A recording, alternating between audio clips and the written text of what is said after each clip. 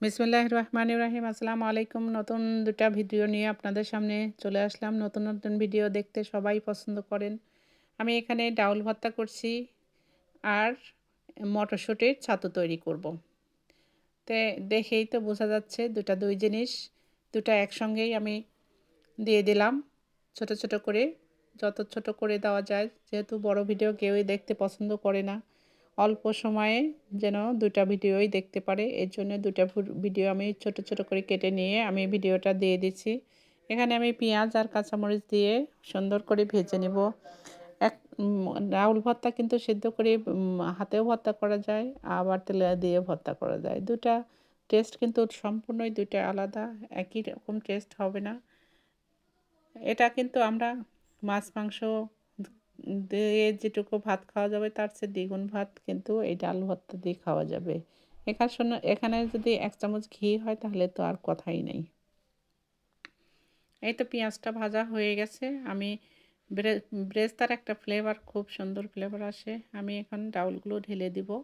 ঢেলে দিয়ে সামান্য একটু লবণ দিলেই ডাউল ভর্তা হয়ে যাবে।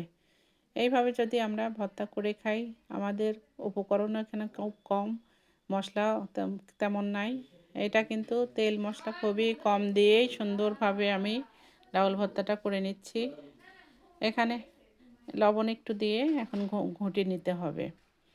এটা বেশি ঘোঁটার দরকার হবে না, কেননা এখানে বেশ সিদ্ধ হয়ে গেছে ডাউল। দেখেন হয়ে গেছে। ২-১ টা করলেই হয়ে গেল।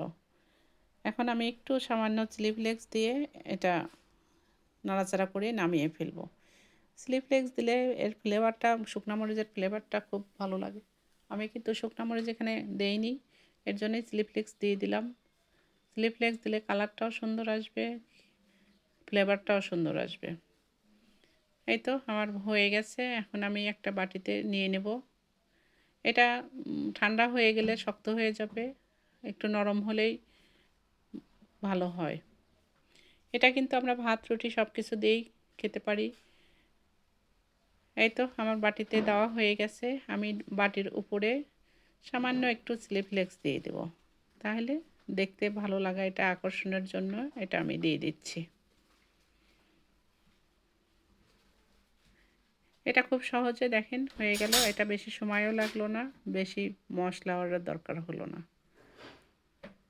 এই তো আমার হয়ে গেছে। এখন আমি মটরশুঁটি দিয়ে একটা রেসিপি তৈরি করছি। মটরশুঁটি সুন্দর করে ধুয়ে নিয়েছি। এখন আমি কড়াইতে দিয়ে দিলাম। এটা কড়াইতে সুন্দর করে ভেজে নিতে হবে।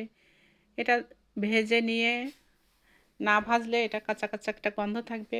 ভেজে নিলে সুন্দর সিদ্ধ হয়ে যাবে। এটা অল্প আঁচে নাড়াচাড়া করতে এটা কিন্তু ভাজা হয়ে যাবে। এটা যত নাড়াচাড়া করবেন ততই কিন্তু সব দিকে একরকমভাবে ভাজা হবে। আর যদি রেখে দেন তাহলে কিন্তু একদিকে হয়ে যাবে আর একদিকে কাঁচাই থেকে যাবে। এর জন্য সবসময় নাড়াচাড়া করতে হবে। এখন দেখেন কালারটা চেঞ্জ হয়ে গেছে, সাদা হয়ে যাচ্ছে। সাদা হয়ে গেলে চারিদিকে দেখা যাবে যে আবরণটা সম্পূর্ণই আলাদা হয়ে যায়। এটা সাদা হয়ে গেছে। এখন একটু চাপ দিলেই এটা গলে যাবে। মানে সিদ্ধ হয়ে গেছে। এখন এটা আমি নামায়ে একটু ঠান্ডা করে ব্লেন্ডারে দিয়ে দিচ্ছি। এটা হচ্ছে সামান্য একটু চিনি আর গুড় দিয়ে আমি এই মটরশুঁটির ছাতুটা রেডি করব। এখানে আমি ১.৫ চামচ চিনি দিচ্ছি আর ২ চামচের মতো গুড় দেওয়া হয়েছে। এইভাবে ভর্তাটা মটরশুঁটির ছাতুটা রেডি করলাম।